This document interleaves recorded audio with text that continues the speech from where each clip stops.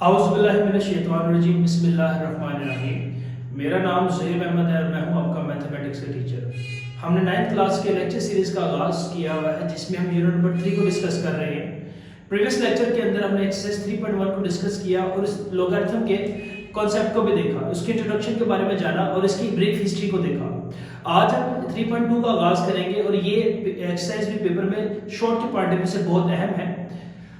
अच्छा, इस एक्सरसाइज को कराने से पहले मैं आपको एक बात बता दूं कि आप लोगों के पास अब आप देखिए 9th क्लास में आ गए, आपका लेवल थोड़ा सा मेच्योर हो गया। अब हर चीज आप फिंगर टिप्स पे मैथमेटिक्स नहीं करेंगे। अब आपको अपने पास एक अदर कैलकुलेटर का आपने क्या रखना है, इस्तेमाल रखना है। ये आपका एक टूल है, ये इंस्ट्रूमेंट है जिसको आपने बोर्ड में अपने साथ लेकर जाना है। आपने अपने पास एक कैलकुलेटर रखना अच्छी कंपनी का जो कि फुली फंक्शन हो। फुली फंक्शन इसलिए कह रहा हूं, उससे बहुत ज्यादा कैलकुलेशंस आपके लिए आसान होने लगी हैं, क्योंकि इस एक्सरसाइज के अंदर और इस पूरे यूनिट के अंदर मैं कैलकुलेटर का इस्तेमाल आपको करवाऊंगा, क्योंकि उस कैलकुलेटर से आपके लिए बहुत से कॉम्प्लिकेट प्रॉब्लम्स आसान होने जा रही हैं। दूसरा, कैलकुलेटर को इस्तेमाल करने का एक बहुत बड़ा फायदा इस एक्सरसाइज के अंदर ये भी है, क्योंकि अगर हम टेबल्स की मदद से लॉगरिथम का टेबल और एंटी लॉग टेबल से अगर हम करती हैं तो ठीक है, वो हमारी अभी तो प्रैक्टिस हो जाएगी। किताब के एंड के ऊपर लॉग के और एंटी लॉग के हमारे पास टेबल्स मौजूद हैं, लेकिन बोर्ड के अंदर हमें कोई लॉग या एंटी लॉग का टेबल नहीं मिलता।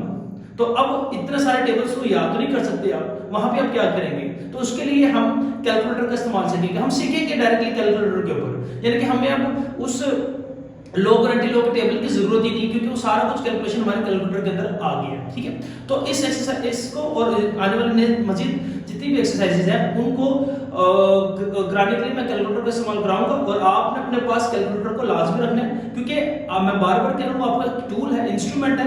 आपके पास खाली मौजूद होना जरूरी नहीं है, बल्कि उसको इस्तेमाल करना भी आना चाहिए आपको। ठीक है, और उसको कैसे इस्तेमाल करना है वो मैं आपको तरीका सिखाऊंगा आपको।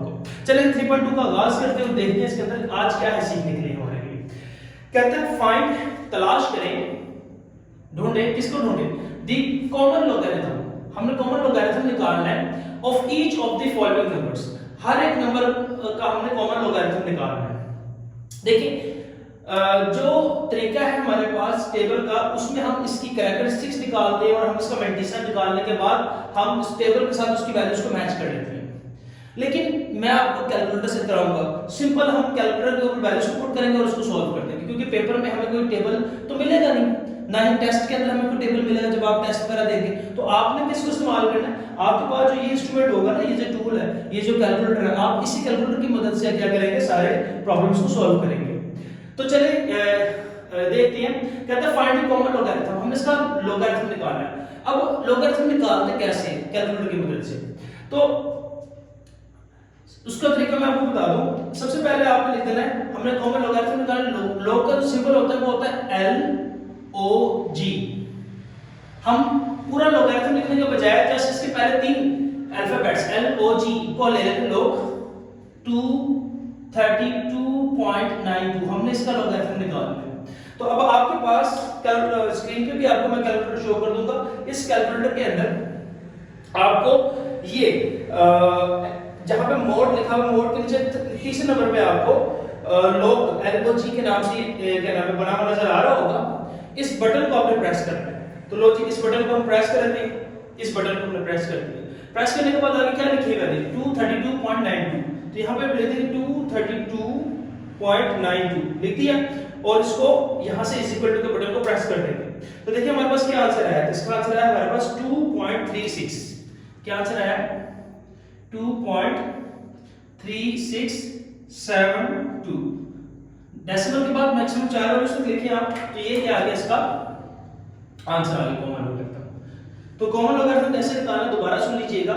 हमारे पास कैलकुलेटर के ऊपर एक बटन होता है LOG, लॉग के नाम से, जो कि आपको cos थीटा के ऊपर मिल जाएगा, या x इनवर्स के नीचे बिल्कुल मिल जाएगा आपको, या आप बिल्कुल आएंगे कैलकुलेटर पे के जो बटन है इसमें आप थर्ड रो पे राइट साइड से लेफ्ट साइड से थर्ड रो पे आपको सेकंड बटन मिल जाएगा। तो इसको आप बटन को प्रेस करेंगे और आप वैल्यू 232.92 और इज इक्वल टू प्रेस करेंगे तो आपको इसका आंसर आ जाएगा। इसी तरीके से हम क्या करेंगे, इस सेकंड वैल्यू को निकालेंगे log 29.326। अब इसका निकालेंगे लोग, क्या क्या करेंगे हम यहाँ पे कैलकुलेटर पे लिखेंगे लोग 29.326 को हम लिखेंगे तो हमारे पास क्या आ जाएगा 1.4672। ये हमारे पास क्या आ गया, इसका आंसर आ गया। तो मैक्सिमम डेसिमल के बाद 4 डिजिट लिख दें इनफ रहेगा। अच्छा ये तो थे हमारे पास नेचुरल नंबर है 232.92 और 29.32, यानी कि इसमें डेसिमल से पहले हमारे पास नॉन जीरो डिजिट मौजूद था। अगर हमारे पास डेसिमल से पहले 0 आ जाए तब हमने डायरेक्टली इसको कैलकुलेटर पे नहीं करना, क्योंकि अगर कैलकुलेटर पे डायरेक्टली इस वैल्यू लिखेंगे लॉग के आगे तो वो माइनस का आंसर दे देगा, जो कि ठीक नहीं होगा। हम यहाँ पे इसके लिए थोड़ा सा एक्स्ट्रा वर्क करेंगे। वो एक्स्ट्रा वर्क क्या है, यहाँ पे करें तो हम क्या करेंगे, पहले इसको ये जो हमारे पास वैल्यू लिखी हुई है 0.00032 इसको साइंटिफिक नोटेशन के अंदर लिखते हैं। यहाँ साइंटिफिक नोटेशन में लिखेंगे तो साइंटिफिक नोटेशन लिखने का तरीका क्या है, फर्स्ट नॉन जीरो डिजिट के बाद पॉइंट लगा दो। फर्स्ट नॉन जीरो डिजिट क्या आया 3, तो 3.1 के अंदर डिवीजन इसको सीधे 3.2 मल्टीप्लाई बाय 10 की पावर। अब देखिए डेसिमल कितनी वैल्यू जंप किया 1 2 3 4, 4 डिजिट के अंदर 4 आ जाएगा। अब चूंकि राइट साइड पर गया डेसिमल तो ये पावर क्या है नेगेटिव। अच्छा हमने क्या किया, जब भी मैं आपको बता दूं, जब भी डेसिमल से पहले 0 आ जाए, ठीक है, डेसिमल से पहले 0 आ जाए तो आप उसको डायरेक्टली लॉग नहीं लेना होगा। इस केस में तो डेसिमल से पहले 0 नहीं है, हमारे पास नॉन जीरो डिजिट मौजूद है, यहाँ पे भी नॉन जीरो डिजिट मौजूद था तो हम इसको डायरेक्टली लॉग ले सकते हैं। लेकिन अगर डेसिमल से पहले 0 आ जाए तो हमने उसको डायरेक्टली लॉग नहीं लेना, हमने पहले उसको रफ करके साइंटिफिक नोटेशन के अंदर चेंज कर लेंगे। अब ये जो पावर आई है ना, ये पावर -4 इसको हम शुरू में लिख देंगे, यानी कि बेसिकली हमने लिख दिया, हम साइंटिफिक नोटेशन में चेंज किया तो कितना आ गया 3.2 बटे 10 की पावर -4। तो अब ये जो है वैल्यू उसको लिख देते हैं शुरू में, log 0.00032 निकालने जा रहे हैं हम, तो ये जो पावर आई है -4 इसको लिख देंगे शुरू में 4। अच्छा log में हम माइनस स्टार्ट में नहीं लिखते, अब किसी भी नेचुरल या होल नंबर से पहले हम माइनस log में इसका नहीं लिखते, log में माइनस का साइन हम ऊपर डालते हैं कैप के फॉर्म में, तो ये -4 लिखा गया, ठीक है, -4 आ गया, प्लस कर देंगे इसमें log किसकी वैल्यू, ये जो वैल्यू आई 3.2, तो यानी कि हम क्या करेंगे, हम -4 के अंदर log 3.2 की वैल्यू को प्लस कर देते हैं, तो करते हैं 4 प्लस log 3.2 निकालते हैं तो कितना है हमारे पास log 3.2 that is equal to 0.5051। तो फाइनली हमारे पास जो इसका आंसर आ गया वो आंसर आ गया। अब 4 नेगेटिव के अंदर जब हम प्लस करेंगे 0.5051 तो आ जाएगा -4.505। देखिए ना डेसिमल से पहले क्या है 0 में जब -4 को ऐड करें तो -4 ही आ जाएगा और आगे 5051 ऐसे आ गया, तो ये इसका आंसर आ गया। अब इसको दोबारा समझ लीजिएगा मैं क्या कहना चाह रहा हूँ, एक दफा फिर मैं आपको रिपीट कर देता हूँ। मैं ये कहना चाह रहा हूँ कि हम कैलकुलेटर की मदद से लॉग निकालेंगे, क्योंकि पेपर में हमारे पास लॉगरिथम का टेबल मौजूद तो नहीं होगा। अब जब लॉगरिथम का टेबल मौजूद नहीं होगा तो हम कैसे करेंगे, तो लिहाजा हम इसको कैलकुलेटर की मदद से कर लेंगे। ये तो एक सवाल का जवाब होगा कैलकुलेटर को क्यों यूज कर रहे हैं। अब यूज कैसे करना है, नेक्स्ट क्वेश्चन का जवाब ये है कि देखिए हमने किसी भी वैल्यू को जो लॉग निकालना है, तो जिस वैल्यू को लॉग निकालना है आपने देख लेना है कि डेसिमल से पहले 0 मौजूद तो नहीं है। अगर तो डेसिमल से पहले 0 मतलब 0 से बाद कोई एक वैल्यू जरूरी नहीं, सारे 0 होने चाहिए।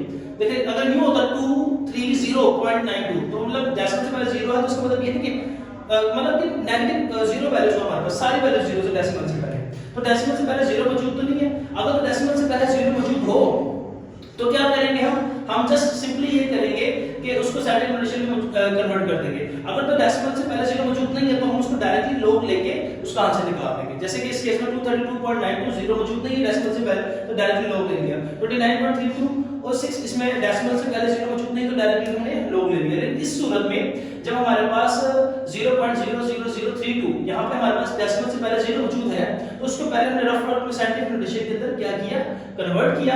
कन्वर्ट करने के बाद जो पावर आई उस पावर को स्टार्ट में लिख दिया, प्लस और जो इसकी हमारे पास बेस आई मतलब कि n की जो वैल्यू है हमारे पास 3.2 इसका log ले लेना है। हमने log 3.2 को क्या करते हैं यहाँ पे ऐड कर दिया, तो log 3.2 को क्या है हमारे पास 0.5051। अब 0.5051 के अंदर जब 4 को ऐड करेंगे तो कितना आ गया 4 प्लस, यानी कि अगर ये चीज नहीं समझ में आती बिल्कुल इस छोटी क्लास में जिस तरह करते थे 4 में हमने प्लस कर देना है 0.5051 को हमने ऐड कर देना है, ठीक है। अब देखिए ये इसके आगे कुछ होता है, आगे पॉइंट आगे 000 आएंगे हमारे पास, तो 0 1 ऐड किया 1, 5 में 0 ऐड किया 5, 0 5.4 नेगेटिव। तो ये इसका क्या आ गया, आंसर आ गया हमारे पास। ठीक हो गया, तो ये हमारे पास हो गया, सिंपल सी कहना है, ये इसका तरीका है। अब इसी का ही पार्ट नंबर हम 4 यहाँ पे परफॉर्म कर लेते हैं और देखते हैं उसके अंदर क्या है करने के लिए हमारे पास। पार्ट नंबर 4 क्या कहता है, पार्ट नंबर 4 कहता है 0.3206। अब देखिए वही बात, डेसिमल से पहले 0 मौजूद है तो डायरेक्टली लोग नहीं ले सकते, तो उसको रफ रूप में हम यहाँ पे लिख लेते हैं, इसको साइंटिफिक नोटेशन में कन्वर्ट करके कितना आएगा 3.206 मल्टीप्लाई बाय 10 की पावर। अब डेसिमल कितने वैल्यू मूव किया, एक वैल्यू का मूव किया तो माइनस बना देंगे क्योंकि राइट साइड पर किया। तो अब हम इसको ले लेते हैं log 0.3206 which means that हमारे पास कितना आ गया -1 प्लस log 3.2 ले लेंगे हम 206, तो log 3.206 कितना है हमारे पास 3.206 that is equal to 0.5059 -1 plus 0.5059। तो अब 0.5059 माइनस 1 को ऐड किया कितना आ गया हमारे पास -1.5059, ये इसका आंसर आ गया। ठीक है, देखिए कितने आसान होगा कैलकुलेटर की मदद से क्वेश्चंस को करना। अब इसी तरह इसके पार्ट नंबर क्वेश्चन नंबर 2 को करते हैं, देखते हैं इसमें हमारे पास क्या है। क्वेश्चन नंबर 2 में कहता है इफ अगर log 3.31.09 इज इक्वल टू 1.4926 के इक्वल हो, यानी कि अगर हम कैलकुलेटर पे अगर आप लिखो 31.09 और इज इक्वल टू को प्रेस करो तो उसका आंसर क्या आएगा हमारे पास 1.4926। यानी कि अगर आप log 31.09 लेते हो तो उसका आंसर हमारे पास 1.4926 आ रहा है। अच्छा ठीक है, ये तो उसने एक इंफॉर्मेशन दी है हमें, तो क्या करें, फाइंड, तो तलाश करें, क्या तलाश करें, the value of the following, in their cell की वैल्यूज को याद करना है, फाइंड करना है। तो बिल्कुल उसी तरीके से जिस तरीके से मैंने अभी आपको करवाया, log दिया हुआ है, हम डायरेक्टली log की वैल्यूज को पुट करेंगे और उसको सॉल्व कर देंगे। तो log 3.109 तो that is equal to log 3.109 जो किसके इक्वल हमारे पास आया 0.4926, जो कि डायरेक्टली मैंने इसलिए लिया क्योंकि डेसिमल से पहले 0 मौजूद नहीं था, मैं डायरेक्टली इसका log ले लिया। इस तरह इसका पार्ट 2 है, कहता है log 310.9, इसका ले रहा log, तो ले लेते हैं इसका log भी। तो डायरेक्टली log कैसे लेंगे, क्योंकि देखिए डेसिमल से पहले 0 मौजूद तो है लेकिन उससे पहले भी नॉन जीरो डिजिट मौजूद है, तो ये हम कैसे डायरेक्टली log ले सकते हैं। log 310.9 तो ये कितना आ गया हमारे पास 2.4926 आ गया, ठीक है। इसी तरह आप यहाँ पे हमारे पास आ गया ये log 0.00310। अब देखें डेसिमल से पहले 0 मौजूद है तो उसको साइंटिफिक नोटेशन में पहले लिख लेते हैं कि क्या आता है फर्क में। तो 3.109 मल्टीप्लाई बाय 10 की पावर, उम्मीद करता हूँ आपको अभी तक साइंटिफिक नोटेशन तो लिखना आ गया होगा। फर्स्ट नॉन जीरो डिजिट के बाद हमने पॉइंट लगा दिया और आगे 109 को लिख के मल्टीप्लाई 10 की पावर। अब डेसिमल कितनी वैल्यू उसको जंप किया 1 2 3 3 वैल्यू जंप किया तो पावर 3 आ जाएगी, क्योंकि राइट साइड पे गया तो पावर नेगेटिव आ जाएगी। तो क्या आ गया हमारे पास log 0.003109 that is equal to -3 plus इसके अंदर log ऐड कर देंगे हम 3.109 को। अब log 3.109 कितना है, log 3.109 that is equal to -3 plus 0.4926। तो फाइनली जब इन दोनों को ऐड कर देंगे तो आ गया -3.4926, इसका आंसर आ गया। अब इस मैंने बताया log में माइनस को बाद की फॉर्म में लिखेंगे। इस तरीके से देखिए, अब हमारे पास ये डेसिमल से पहले 0 मौजूद है तो हम क्या करेंगे, इसको साइंटिफिक नोटेशन में हम कन्वर्ट कर लेंगे। तो कितना आएगा 3.109 मल्टीप्लाई बाय 10 की पावर -1 आ जाएगी, क्योंकि एक वैल्यू नेक्स्ट मूव किया तो -1 को शुरू में लेते हैं, -1 प्लस log 3.109 इस वैल्यू को हम क्या लेंगे, log ले लेंगे। तो log 3.109 that is equal to 0.4926 0.4926 आ गया। इसमें ऐड कितना आ गया हमारे पास -1.4926 इसका आंसर आ गया। तो ये बहुत ही आसान है और शॉर्ट क्वेश्चन के लिए इंपॉर्टेंट है। ये था क्वेश्चन नंबर 2। अब मूव करते हैं इसके क्वेश्चन नंबर 3 की जाएगी। क्वेश्चन नंबर 3 क्या कहता है? क्वेश्चन नंबर 3 कहता है फाइंड करें, हमने ढूंढना है, तलाश करना है क्या द नंबर, हमने वो नंबर को तलाश करना है, कोई एक नंबर हमने तलाश करना है whose जिसका कॉमन लोगरिथम और जिसकी कॉमन लोगरिथम ये है, पहला पार्ट 3.5621 हो और दूसरा है -1.7421 हमारे पास। मतलब कहना क्या क्या चाह रहा है, यानी कि हमारे पास कोई एक नंबर था, हमने उस नंबर का log लिया, log लेने के बाद जो आंसर है वो ये है। मिसाल के तौर पर आपको समझाता हूं, जैसे कि लेट्स सपोज हमारे पास एक नंबर था 2 फॉर एग्जांपल, हमने उस 2 का क्या लिया, log लिया, तो log 2 लेते तो क्या आया हमारे पास, log 2 लिया तो हमारे पास आंसर आया 0.3010, यानी कि इस दफा उसने हमें क्या दे दिया, ये नंबर दे दिए, कहता है किसी नंबर का आपने log लिया है तो 3.3010 आ गया, बताया वो नंबर क्या है। अब इस केस में तो हमें पता है वो नंबर 2 है, लेकिन इस केस में बताया वो नंबर क्या है कि किसी वैल्यू का, हमें नहीं पता कौन सी वैल्यू, किसी वैल्यू का log लिया है, यानी कि हमने log लिया किसी वैल्यू का x का, तो हमारे पास आंसर आया 3.5621, तो बताया वो नंबर कौन सा है, वो ये कहना चाह रहा है। तो चलिए स्टार्ट करते हैं इसका सॉल्यूशन, देखते हैं इसको कैसे करना है। तो अब हमें तो नहीं पता वो नंबर क्या है, तो कर लेते हैं, फर्स्ट करते हैं let the number is equal to x। अब हमें नहीं पता वो नंबर क्या था, हमें पता है वो नंबर वो x कर देते हैं, यानी कि अकॉर्डिंग टू कंडीशन के मुताबिक वो क्या कह रहा है, वो कह रहा है कि हमारे पास एक नंबर है, उस हमने इसका log x लिया है उस नंबर का, तो हमारे पास आंसर आया 3.5621। तो बताया वो नंबर कौन सा, अब x निकालेंगे। अब log एक फंक्शन है, फंक्शन के मुताबिक हमें पता है फंक्शन इक्वल से दूसरी तरफ जाके क्या होता है, इनवर्स हो जाता है। तो log का इनवर्स क्या है, एंटी log, log का इनवर्स क्या है, एंटी log, एंटी log 3.5621। परेशान नहीं हो जाना, एंटी log क्या है, कुछ नहीं है। अब ये भी कैलकुलेटर पे हम निकालेंगे, कैसे, आप कैलकुलेटर पे देखिए एक बटन होता है शिफ्ट का बटन, जो कि बिल्कुल ही टॉप पर होता है।